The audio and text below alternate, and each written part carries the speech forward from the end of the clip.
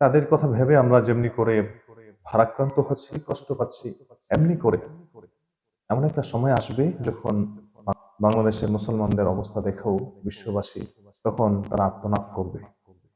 সুতরাং যদি আপনি বাঁচতে চান, মুসলমান হয়েই বাঁচবেন। যদি আপনি বাঁচতে চান তাহলে অবশ্যই বীর মুজাহিদ হয়েই বাঁচতে হবে। আপনি মনে করতেছেন যে ফিলিস্তিনের মুসলমানদেরকে ওরা মারুক, ওদের সাথে আমাদের কোনো ওই ধরনের সম্পর্ক নেই, এরা এদের মতো করে আছে, এটা একটা আলাদা রাষ্ট্র, বাংলাদেশ আলাদা একটি রাষ্ট্র। আপনি যদি এরকম চিন্তা লালন করেন তাহলে আপনি ক্ষতিগ্রস্ত হবেন।